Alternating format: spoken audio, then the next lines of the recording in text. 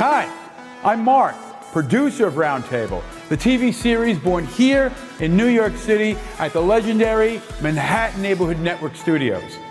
The exchange of ideas is important, and that is why we bring to you the following presentation. Please watch.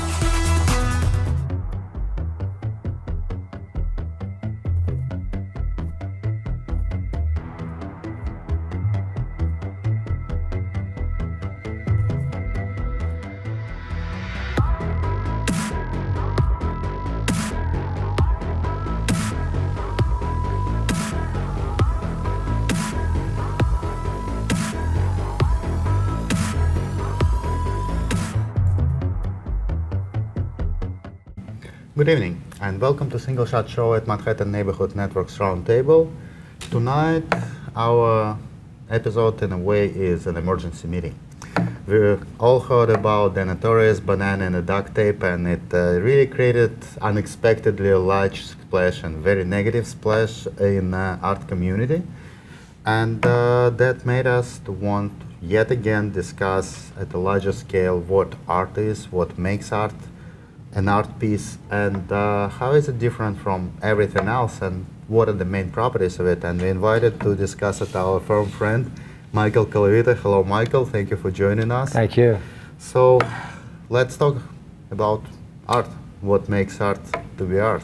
Great. Happy New Year, by the way. Happy New Year to you. For me, that exhibition that you just spoke about actually served itself in a positive way, because I received a number of phone calls from people in the industry, very, high-end people, who were really, really upset about it, and said, with me in mind, which I was touched by, that, they know how hard I work and what I've done my whole life and how much goes into my work, and, that for something like that to be at the forefront was like a travesty to them. So I just take everything in stride in the art world, because, making a name in art history is the most important thing that the artist has to concern themselves with. Absolutely. Something we've spoken about, yes, and something I'll continue to do regardless of what's taking, the spotlight. Well, apparently this particular event displayed one of the ugliest part of the modern art world. Once the name is there, there is absolutely no expectation to the artist as of to what they do. They virtually can do anything, and it will be received as something expected and something positive by the art world, just because they already have this name. They can get completely lazy, they completely can stop doing things, or do something preposterous as this notorious, I know how to describe it. It's like a mini fruit basket, I would imagine. That would be appropriate vernacular. Yeah, so that's one of the most trying things for the modern artist to understand, that yes, if you don't have the name, or your name is still in the making, or your name is not on the first pages of newspapers and of the news websites, apparently every step is a lot of labor, and sometimes unreasonable amount of labor. Yes, this is true. And as an artist myself, I've said this before, I want to create art. That's what I want to do. That's what I'm put here for, to inspire people, to really move people. And unfortunately, until I land a big museum show, which I'll fight for till my death, and until I have the critics really speaking favorably about what I do, a big part of my role, as with every other artist, is to build a platform, to speak, as I'm doing here on the show, and to constantly put out there the word about why your work is special and why what you're doing matters. Absolutely. Well, as our New Year's wish, we wish you to end 2020 with this show already being completed. Thank you so much. Hopefully that's exactly what would happen with you and every artist who deserve it.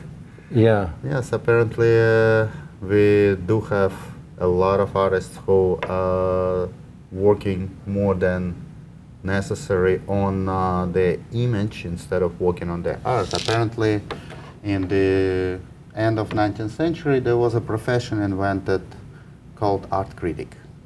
Yeah. And the job of that group of individuals, by definition, is actually to take this burden away from the artist. to actually be those people who schooled, educated, and prepared to understand art, and to help the artists whose work is of value and of essence to get where they want to be without burdening artists with doing it themselves. But apparently the tables turned in a very weird way, and right now in many ways profession of the art critic becomes to be an obstacle. Yeah. You mentioned several prominent people from this field calling you being outraged by this situation, and they are rather exceptions, because no matter how much of the outcry there was on a general public level and on level of collectors, and I don't have to mention on level of artistic and creative world, the art critics received it rather calmly, if not favorably. Wow, interesting.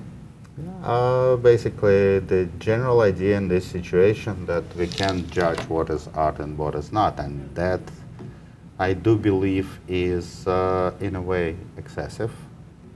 If there is no way to judge what is art, then there is no art. It Yeah. doesn't exist. How you can tell what is an art piece from what is not, besides the actual aesthetic perception of it and having some logical reasons to call something art. Yes. Yes. Speaking of which, it's funny because I just saw a special or a show about the Apollo Theater, speaking of judging art.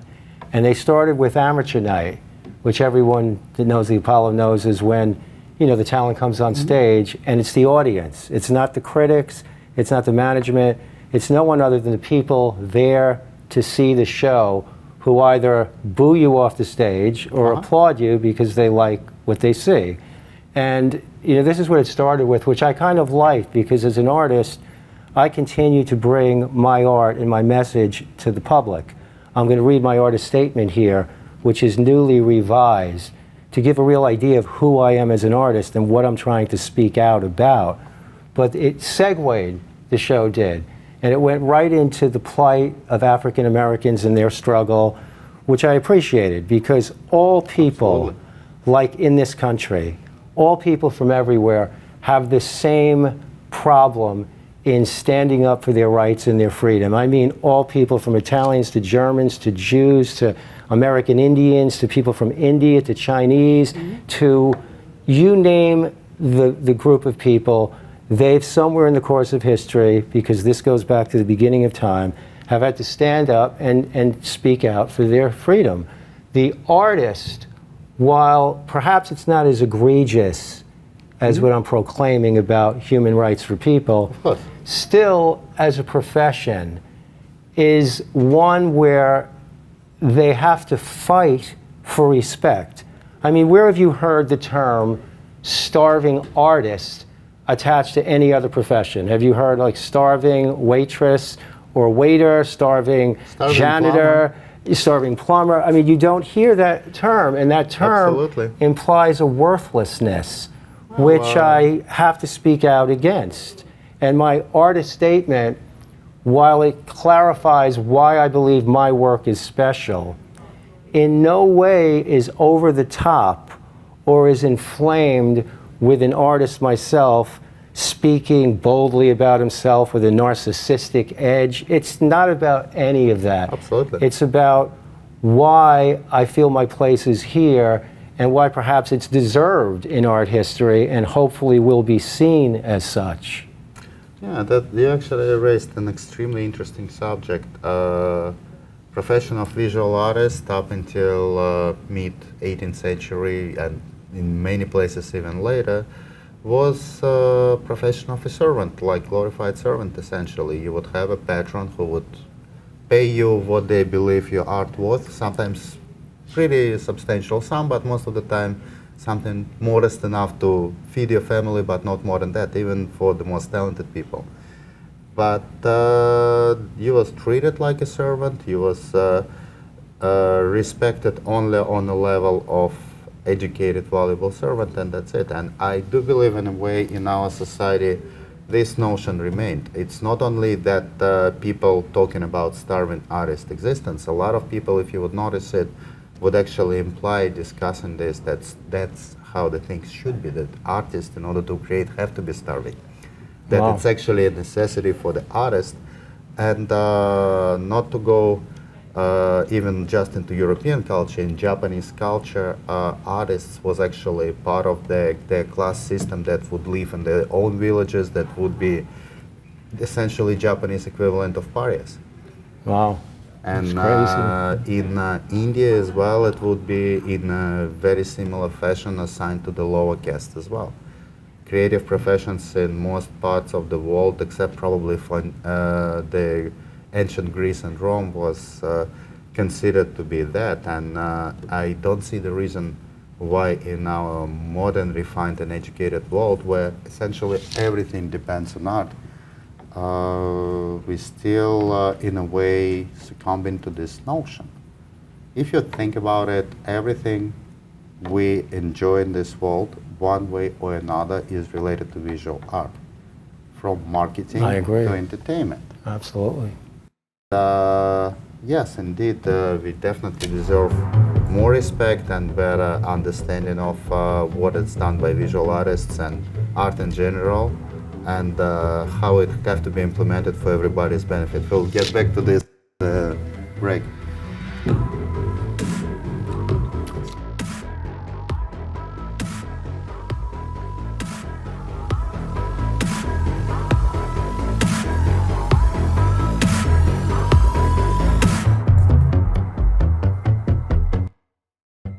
Single trick by single shot. Today I want to tell you about the least quantifiable quantity of the lens. I will be talking a lot about it, and that would be the lens character. It's a combination of lens optics, the way they made, the way they coated, its properties based on its focal length and everything else, which makes every lens to have a unique way it interprets the image. In order to show you the difference, I brought 3 lenses that all the same focal length, 135 millimeters, made for the same kind of camera, and at the same time period. They're made by Leica, Zeiss and Schneider. So I will just take a picture with all 3 of them, and you will be able to see the difference yourself. And that's pretty much what lens character is.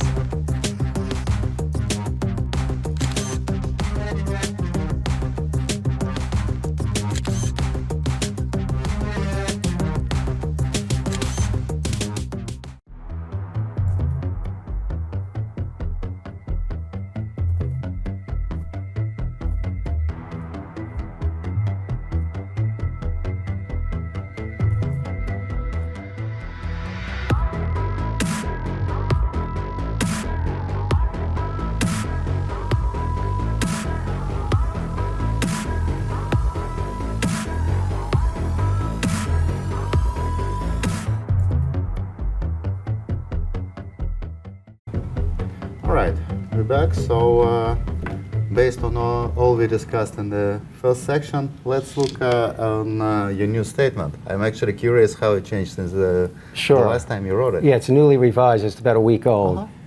Every week for 40 years, that's 40, not 14, 40 years, I've been shooting 8x10 large format chrome film photography, over 10,000 chromes, trying to express myself outside of the system through Colavito 21 Fundamental Principles of Pure Photography, an art style the first of its kind.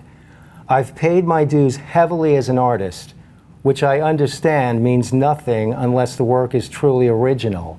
And in actuality, I've created nearly 300 artworks entirely separate from other artists before me. This work is shown in fine art image selections on my website. Please see Colavito 21 Fundamental Principles of Pure Photography, confirming my authentic art style separate from the masters of photography in art history. I only use my own art in my 8x10 compositions, including my oil paintings, hand-painted objects, bronze and clay sculptures, linear designs and line form, modern design, functional art and panels, sketches, geometric designs and links, etc. And I create compositions using architectural fragmentations as well. Please also see my television broadcast interviews explaining my art style, as well as Colavito cinematic art films and a documentary by Bobby Sheehan, Michael Colavito, Cubist Illusionism, where I make a statement defining the backbone of who I am as an artist. Creating original art is a matter of life and death to me. Now, that's the statement, and I want to validate this and qualify this in a sense. When I speak about 300 artworks that I feel are truly profound, it's easy for anyone hearing that when you speak about yourself as an artist to say, oh God, he's full of himself.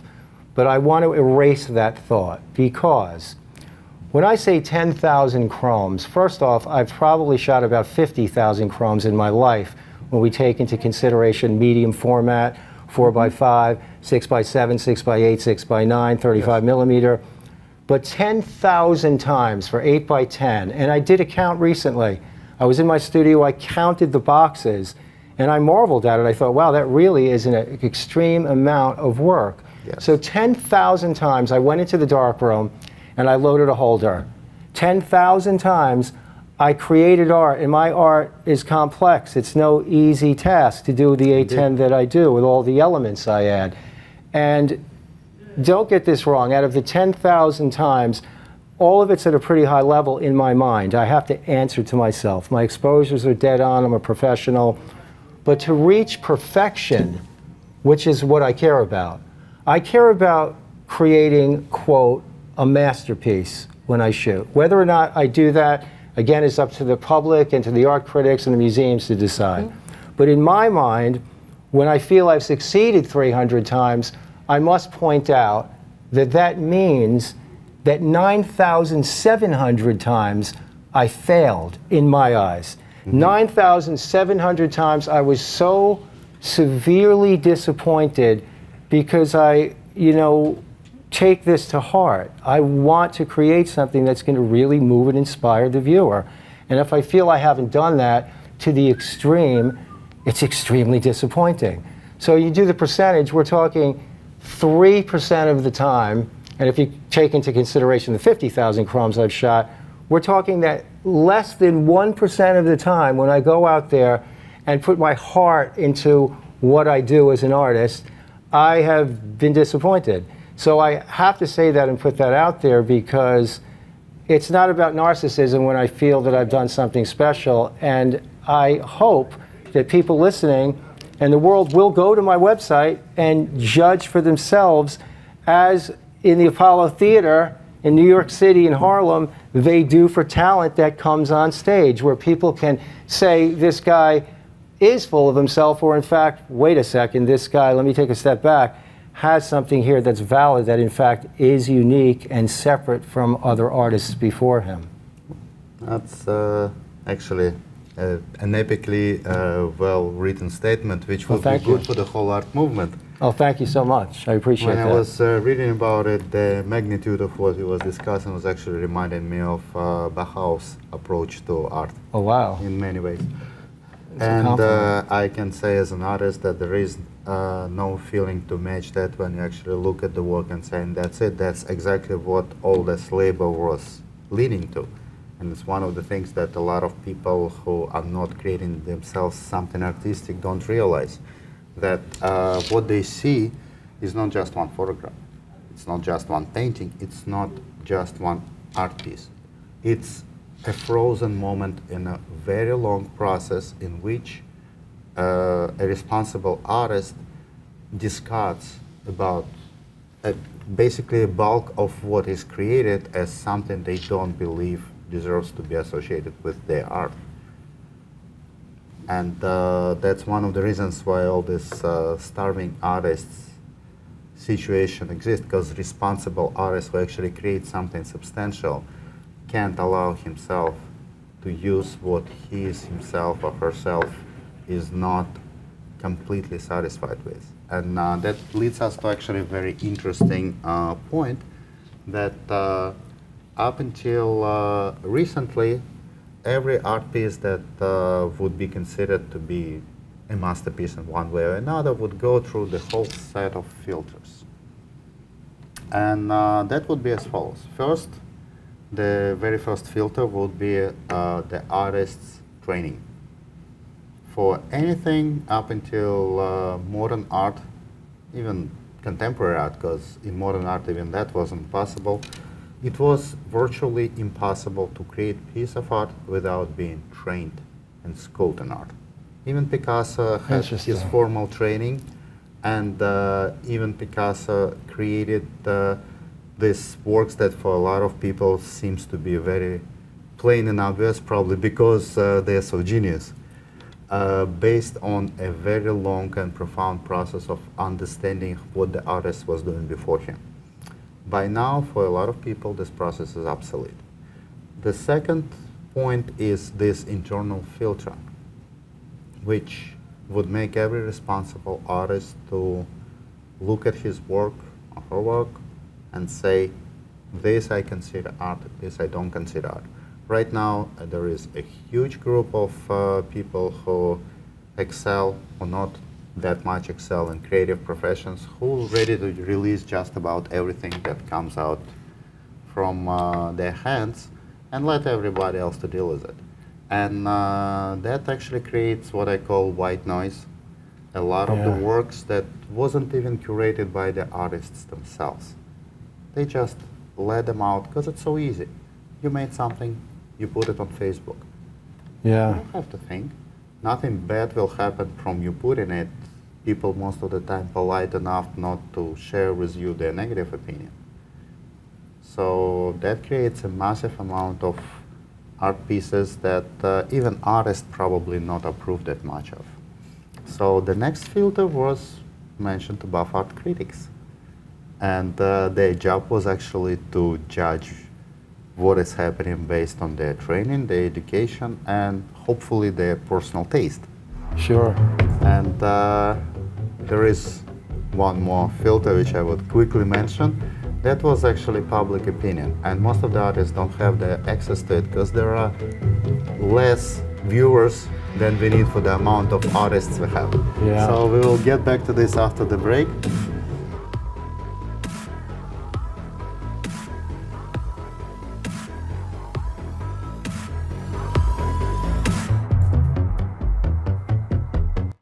Today in Single Shot, I'm going to tell you how to make a makeshift pinhole camera. It's actually very simple. All you need is a business card. I'm gonna use mine, but you can use any. You need to apply 2 pieces of duct tape on it, just like this, so they will be overlapping each other. And right in the middle of the cut, from the inside, pierce a small hole. The smaller and rounder it is, the better will be your result. And put this contraption right on the camera, so the hole is right in the middle of the lens space. Then point it at what you would like to take a picture of, put the camera on delay, and take the shot. Voila! You have your pinhole camera shot. Thank you and watch us on YouTube.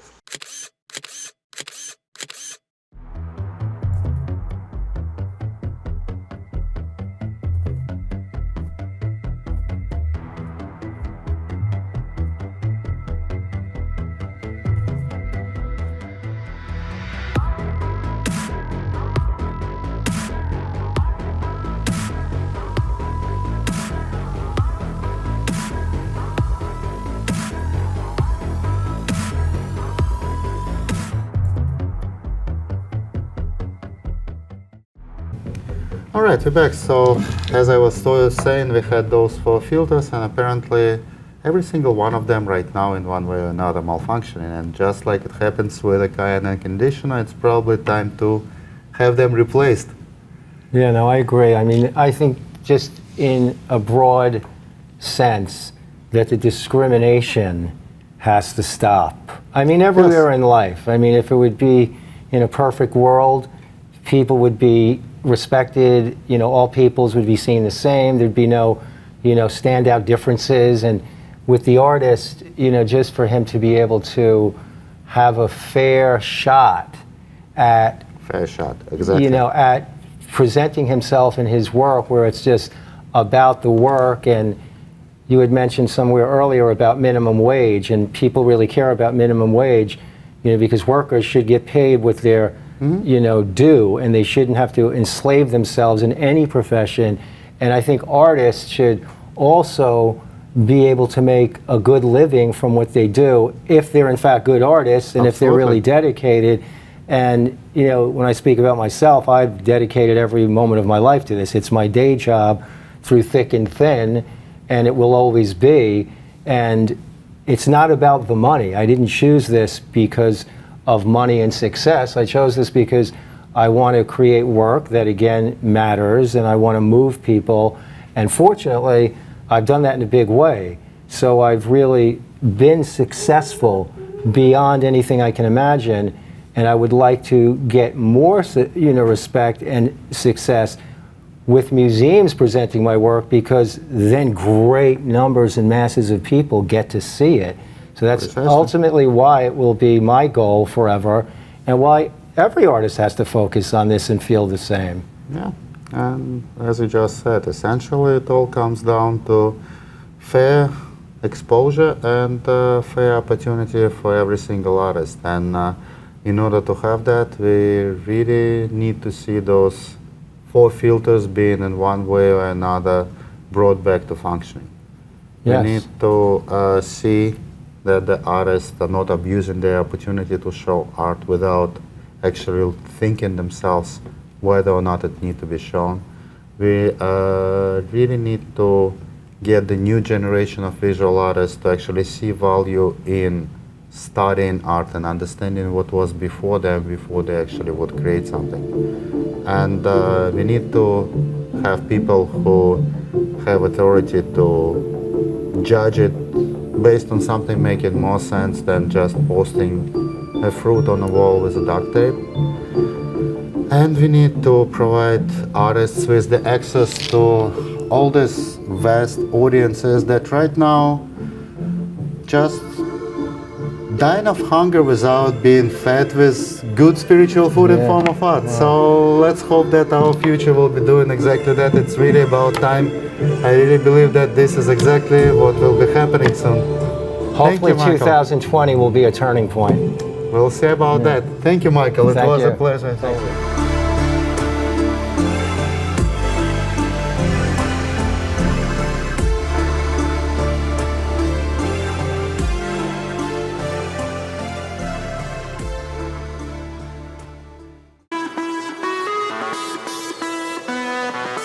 I hope you found that worth watching as much as I did. I'm Mark for Roundtable. Thanks for watching. See you next week.